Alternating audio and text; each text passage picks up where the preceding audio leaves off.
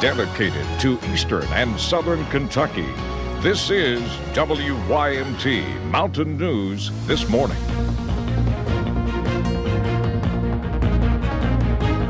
Well, thank goodness it's Friday. Excuse me for sneezing through those headlines. It is 6 o'clock on this Friday. It's July the 26th. I'm Will Puckett. Thank you for tuning into Mountain News this morning. Well, the good news is that a lot of you who might suffer from allergies haven't been having to put up with a whole lot. It's been gorgeous over the past couple of days, and we hope it continues into this Friday. There's going to be a little fog when you wake up, but for the most part, it's going to be okay. Let's bring Kelly McShane this morning to give us a better breakdown of what exactly to expect. Kelly, good morning. Good morning, Will, and happy Friday to everyone. We're off to a cool start like we were the last few mornings. So overall, not feeling too bad. Those temperatures into the upper 50s and low 60s out there. Light jacket once again would not hurt anybody this morning. So just be mindful of a little bit of cooler temperatures once again, and also be mindful of a little bit of fog developing, especially into Harlan and Bell counties and the rest of the Cumberland Valley region as well. So just give yourself some extra time. Use those low beams if you do run into any of that fog, because it could be thick at times, especially in those valley regions. Will, I will have that full forecast in just a little bit. Alrighty, Kelly, we'll be back with you. Thank you, ma'am.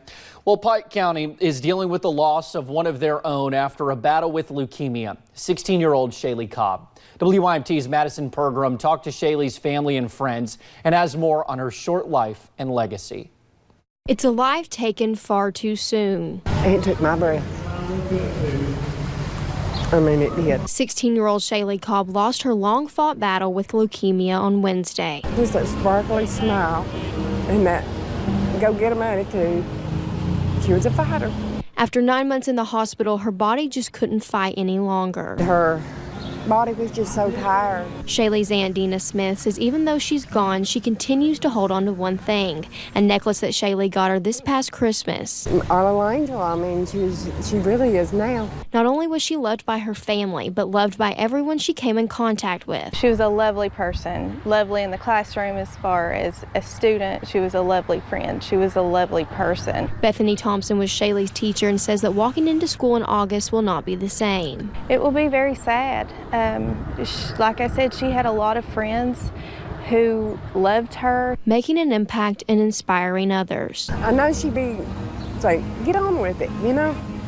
I'm okay. I'm in heaven now. She's in a better place than we are. Leaving this earth a better place than it was before. In Pike County, Madison Pergram, WYMT Mountain News.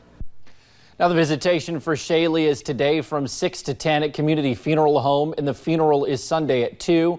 Donations to help the family can be dropped off at the funeral home. Well, a Clay County mother is pleading with other parents to educate their kids about a viral challenge. We want to warn you, some of these images are graphic. She says her 11-year-old son had hot water dumped on him in his sleep. The hot water challenge is where you pour boiling water on someone or drink it. Her son Billy is at a burn unit in Cincinnati with 2nd and 3rd degree burns. Education. It's got to be. People's got to know about this because parents. Education is the only thing that's going to help with this challenge. Just speak to your children. Billy might go home today. The Clay County Sheriff's Department has confirmed they are investigating. Well, one family in the McAndrews community of Pike County tries to move forward after a tree fell through their home, cutting it in half. The incident happened Tuesday night when Susie Bowman says she heard a loud noise.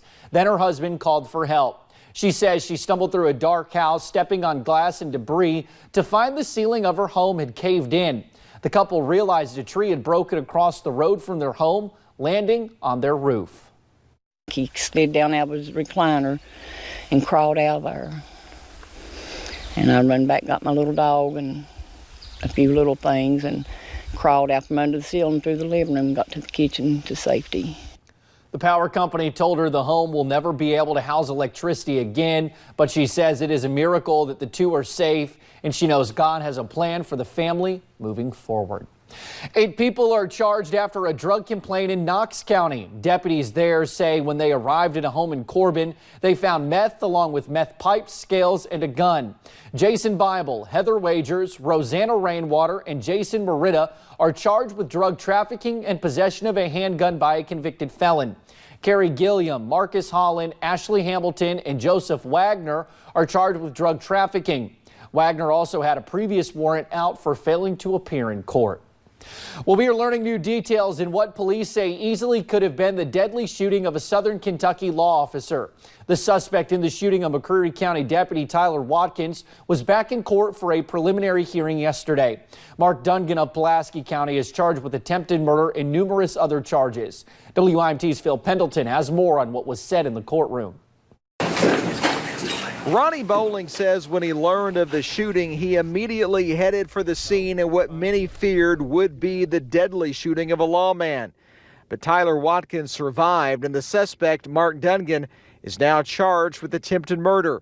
The prosecutor is vowing for swift justice. The goal is that you drop the hammer on the person that shot one of your officers. We're a zero tolerance office for use of force on officers or gunshots or any type of lethal force. A state police detective gave new details on what happened when Deputy Watkins and a constable were called to make a welfare check.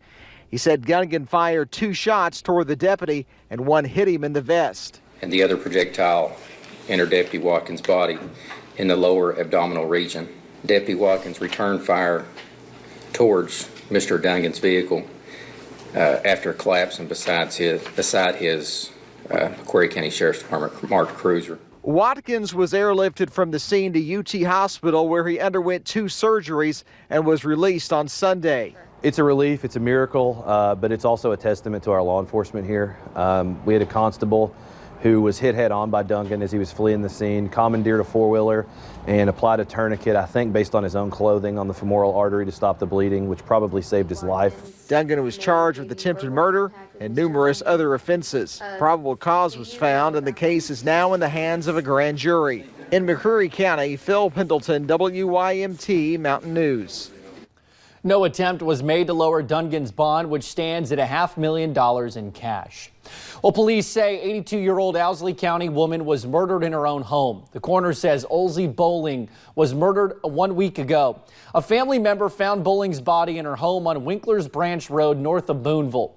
The sheriff says there was a struggle with the, quote, unwanted visitor. Police are still searching for suspects. In February, 26-year-old Jordan Tackett went missing in Floyd County. In April, his body was found in a shallow grave. Yesterday, Wesley Martin, the man accused of killing Tackett, was scheduled to appear at the Floyd County Justice Center for a pretrial hearing.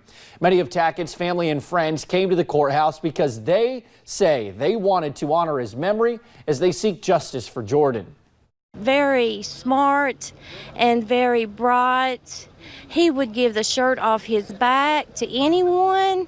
He would do for anybody. And I just don't know why this happened. It should have never happened. A trial date for Martin is not known at this time. A man is facing new federal charges after the death of a Whitley County mother. Daniel Nance is already facing federal kidnapping charges. Investigators say he was involved in 29-year-old Jerry Johnson's death.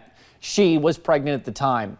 Police say she was dropped off at a hospital after being shot. Johnson later died, and so did her child. Victor Puente is going through Nance's new indictment, which reveals a potential motive. That federal grand jury claims Daniel Nance murdered his pregnant girlfriend because he was worried about her talking to law enforcement about his work selling meth. According to this indictment, Daniel Nance could face the death penalty if he's found guilty.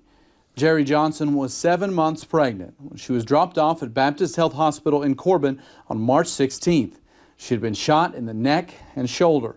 Before she died at that hospital, she gave birth to a daughter. That child would be taken to UK's Children's Hospital, but died days later.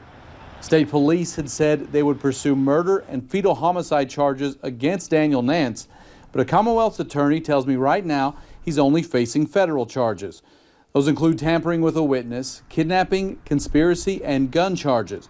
The indictment says Nance killed Johnson with the intent to prevent communications between her and law enforcement. It appears that federal investigation was already ongoing when Johnson was killed. Nance will be here in federal court on July 31st to be arraigned on those charges. In Laurel County, Victor Puente, WYMT Mountain News. Another man, David Huff, has already pled guilty to federal charges connected to this case. He is scheduled to be sentenced in August. Now, those new charges come on the same day that Attorney General William Barr announced the return of the death penalty in federal cases. This after a nearly 2-decade lapse. Only 3 inmates in the federal system have been put to death since federal executions were reinstated in 1988. One of them was Timothy McVeigh, who was executed in 2001 for the 1995 Oklahoma City bombing that killed 168 people. The last federal execution took place in 2003. Now, after an intense manhunt lasting most of the day yesterday, the Los Angeles Police Department arrested a man suspected of killing at least 4 people, including 2 members of his own family. Officials say 26-year-old Jerry Dean Zaragoza is responsible for an all-day shooting rampage that kept the city of Los Angeles on edge. It began early Thursday morning when Zaragoza allegedly shot and killed his 56-year-old father and 33-year-old brother inside the family's apartment. Later that day, he shot 3 more people, killing 2 of them.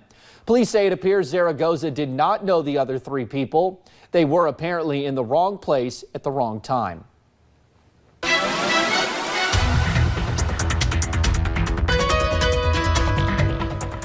Time now is 6:11 on your Friday morning. Let's go ahead and check on those temperatures one more time. We're looking at those upper 50s to low 60s as we head throughout your morning. Monticello's at 56 degrees right now. Richmond, you are at 59. Hazard, we're checking in at 60 degrees this morning. And Prestonsburg, you are at 60 degrees as well. Now that fog still settling into some of those valley regions, especially into Harlan and Bell counties. London, you are still seeing a little bit of reduced visibility, so I bet all along Interstate 75 you could run into some patchy fog there. So just be very careful on the roadways this morning. And for today, we are looking at a picture perfect day with temperatures in the mid 80s with plenty of sunshine on the way. Once again, I'll have that full forecast in just a little bit, Will. All righty, Kelly. Thank you, ma'am. And thank you for joining us right here on Mountain News this morning. More news is on the way. Still to come in Ohio, we will tell you a story about parents who accidentally locked their kids in the car on one of the hottest days of the year. Plus, Congress is looking into the role of the country's largest manufacturer of e-cigarettes in the teen nicotine epidemic.